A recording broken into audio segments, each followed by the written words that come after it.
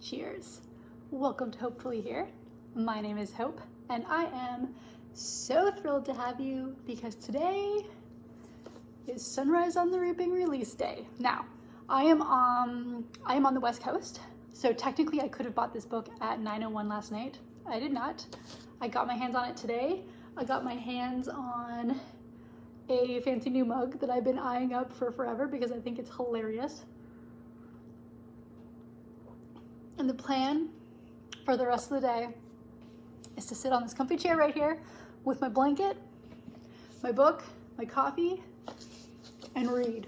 Why don't you come along with me? Maybe you're going to read it, maybe you're reading it. No spoilers, I promise. I am just very, very excited to be reading this book. I read the entire trilogy and the Ballad of Songbirds and Snakes earlier this year. I finished that up last month. And the original trilogy is such a top-notch book. I wasn't the biggest fan of the ballad, but that's okay. I am so excited to be reading this book. Now, all of the other books I own in this series, I own in paperback. And this I now own in hardcover. It will be a problem that I will have to rectify at some point. I'm not sure what it's going to be, but at some point, either those are gonna have to change to hardcover or this is gonna have to change to paperback. However, for now, I am so freaking excited to have this book.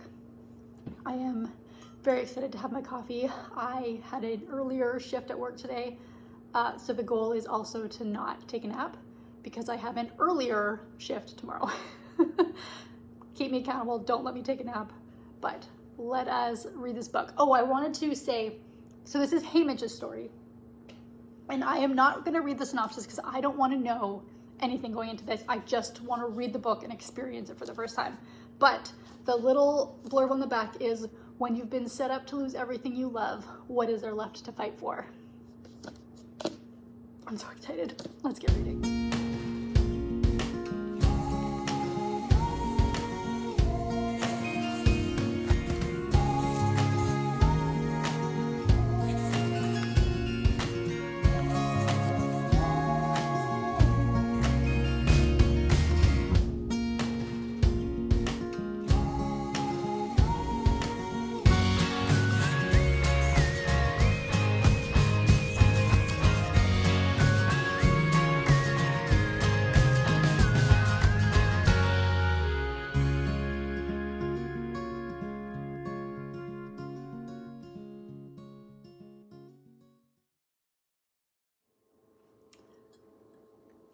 I am not a crier, but holy pants, this book has the potential to get me.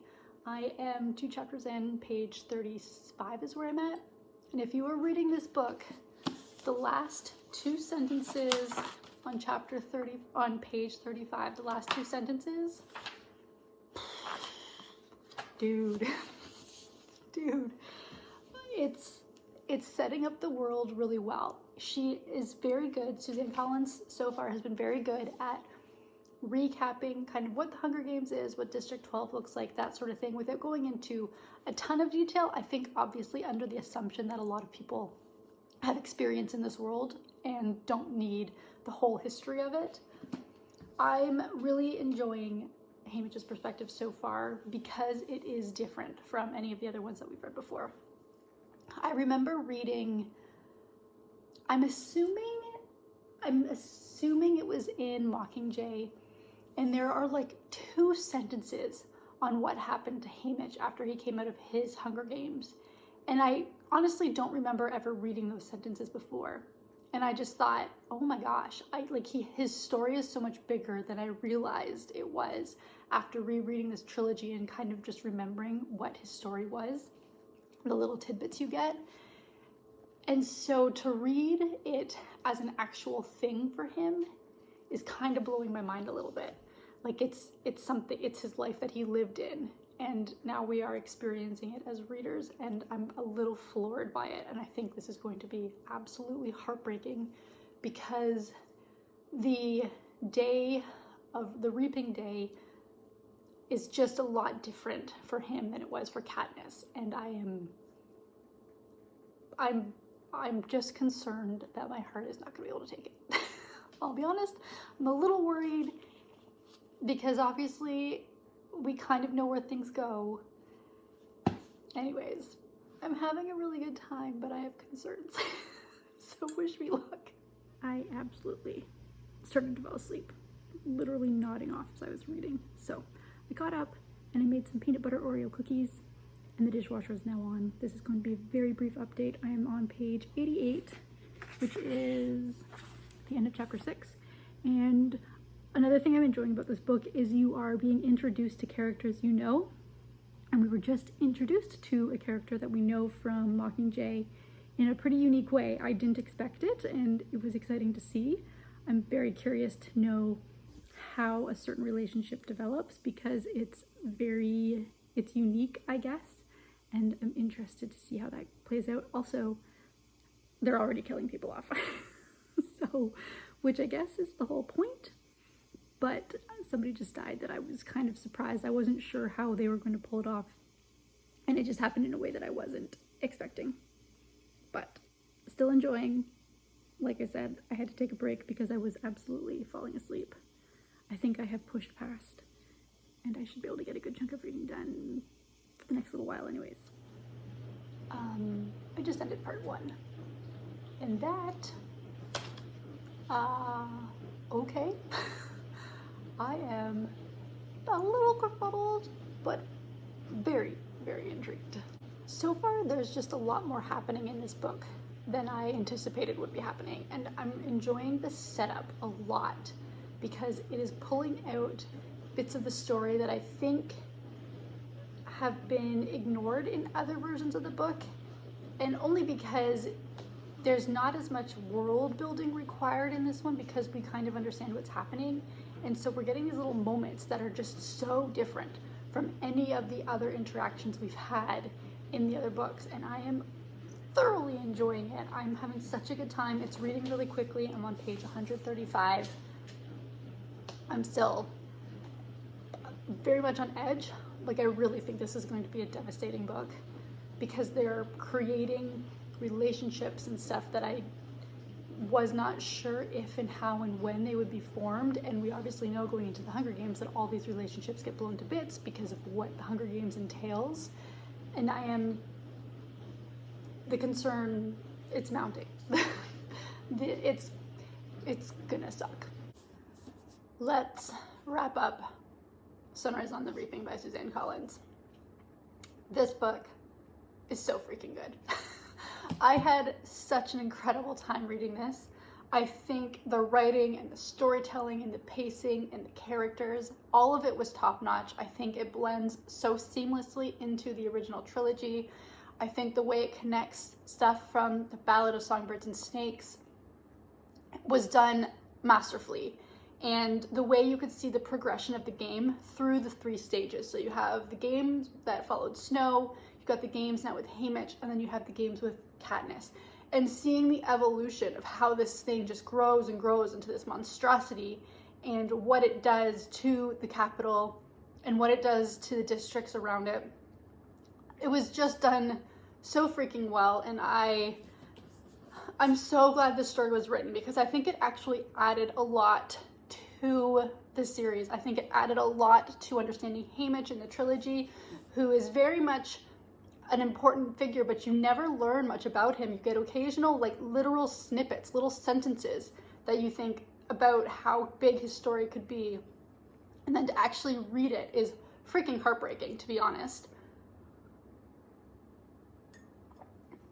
I loved the epilogue in this. I'm not somebody who hates epilogues. I know a lot of people out there really despise them, but I don't find epilogues generally add anything to the story. I think they're just kind of intended as fluff to make the reader happy. I don't even think they're very rarely necessary, but I think the epilogue in this actually added a really kind of nice understanding of why it is that we're getting Haymitch's story and kind of the progression of where the end of his book is and the end of his story is, because they're 2 different things, right? You know when the book ends how much more there still is to tell because you know the role he plays in the Hunger Games trilogy. And I think that was a really nice added little thing. I loved how you started to get drop-ins of characters that you will see later on in the book. I think the addition of one particular person and his story and his connection to the Hunger Games in this was absolutely, I was shocked. I was so surprised about one of the characters in here and his backstory and how freaking heartbreaking it is. And I think for me, this Hunger Games is actually more vicious than the other ones because the relationships, there are more of them in this book. And obviously I'm not trying to give spoilers. I don't want to ruin this for anybody. I don't even read the synopsis. I still haven't read the synopsis for this book. And I just think the way the relationships were built in this one so different from the other ones that it made it that much more awful about what was happening, because all these bonds were so different. It was fantastic. It was a fantastic read, a fantastic time. I don't know if she's going to write any more in this world. I want an Effie story so badly. I think Effie would be fascinating. I loved it. I absolutely loved it. I think it was brilliant. I think it just adds to the series. It doesn't take away from the series. This Ballad of Songbirds and Snakes was a bit of a slog to read, I'll be honest. I didn't love it because with a villain origin story, there's normally like a reason, you know what I mean? There's some sort of catalyst that sends somebody into the thing that they become, the villain that they become. And Snow didn't have that. He just was. There was no, I just didn't connect with his story. I didn't like his story. I didn't like Lucy and Snow together. I wasn't a big fan. I read it because it was part of the series and I felt like I had to. And I think that it does add to this book. I almost feel like she wrote that book in order to set up this book because there are so many connections. So you do kind of need to have read Ballad of Songbirds and Snakes. You could get away with not, but you're gonna miss quite a few things if you don't. And the way that was done, that connection was great. I was reading, there's a Q&A at the back with Suzanne Collins and her editor, and it talks about she had started, I think, mapping out this book while writing Catching Fire. So it was always in her head that she wanted to do this, and you can see how well she's been able to integrate these things together. It's so good. It's so good. If you like the series, but you didn't love the Ballad of Songbirds and Snakes, read this anyways, because it is in line with the original trilogy for me anyways. I think it's absolutely fantastic, and I'm sad that I've read it now because I don't get to read it again for the first time, and I was just so excited for this book, and I'm thrilled with how it was pulled off. So there you have it, Haymitch's story. Heartbreaking, devastating, incredible, all the good words you can put, all the great superlatives you can put in front of a book, and when it just does something great, you can put it here, and I think have a fantastic reading experience. So I don't know what I'm doing. I'm working today. I worked so much yesterday, which means this is going up. I finished this a little bit later than I intended to because I was at work for 10 hours yesterday or something like that. I'm going to chill for a little bit, and I'm going to do a Canada Reads update because Canada Reads was announced today, so I think the next video will probably be a Canada Reads video, and enjoy my coffee. But I hope you have an incredible day. I hope if you've read this book, let me know if you are on the same page as me. If you're not, let's talk about it because I am so excited to have a couple discussions about this book. But like I said, enjoy your day, and I will see you in the next video. Bye.